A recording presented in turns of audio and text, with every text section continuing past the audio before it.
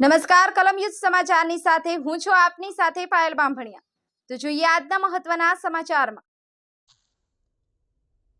સુરત શહેરમાં સમસ્ત ભારતીય આંબેડકરી બૌદ્ધ સમાજ દ્વારા મહારાષ્ટ્રના પરભણીમાં થયેલ લાઠીચાર્જ મુદ્દે કલેક્ટર સાહેબને આવેદન અપાયું।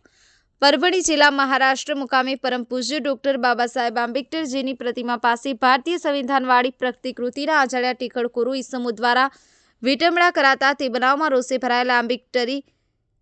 जनता द्वारा થયેલ વિરોધ પ્રદર્શન દરમિયાન પોલીસ દ્વારા અટક કરાયેલ ભીમ સૈનિક સોમનાથ સૂર્યવંશીનાઓનું પોલીસ કસ્ટડી દરમિયાન મોત થયેલ હોય અને જેથી કરી અને પોલીસ દ્વારા ભીમ સૈનિક સોમનાથ સૂર્યવંશીનાઓ કસ્ટોડિયલ ડેથ હત્યા થયેલ હોય અને જે બાબતે પોલીસ પ્રશાસન દ્વારા ટાંક પીછોડો અને આંખ આડા કાન કરવાની પ્રવૃત્તિ કરી પોતાની છાપલાજ બચાવવા ગેરકાયદેસર રીતે સદરુ હત્યાના બનાવમાં મિસગાઈડ કરી હત્યાના કાવતરાને દબાવવા તથા તે બાબતે સ્થાનિક સત્તા અને પ્રશાસનના બેસેલ રાજકીય વર્ગ ધરાવતા ઇસમો દ્વારા સદર બનાવને દબાવી દેવાનો પ્રયાસ કરતા હોય સદર વિટંબણા કાંડ અને ભીમ સૈનિક સોમનાથ સૂર્યવંશીના હત્યાકાંડમાં સામેલ દોષિત તમામ પોલીસ ઇસમો તથા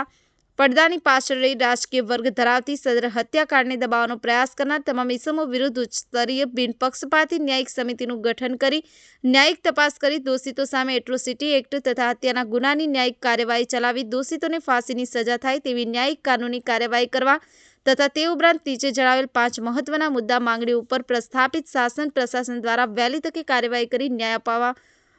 કહેવામાં આવ્યું છે। કલમ સમાચાર સુરત। આપણું નામ અને આજે કલેક્ટર કચેરી મારું નામ પ્રતિમાબેન બોરસે છે। આજે અમે પરભણી જિલ્લામાં જે કાંડ થયું છે જે સોમનાથ ભીમ સૈનિક જે છે અમારા સમાજના તેમને જે 3rd ડિગ્રી ટોર્ચર કરવામાં આવેલું હતું અને જે ટોર્ચર કરવાના આટલું ગંભીર ઈજા પહોંચી ગઈ હતી અને એમનામાં જ એમનું મૃત્યુ થઈ ગયેલું છે તો અમારું એના પર જાહેર નિષેધ છે અને એક જ કહેવા માંગીશ કે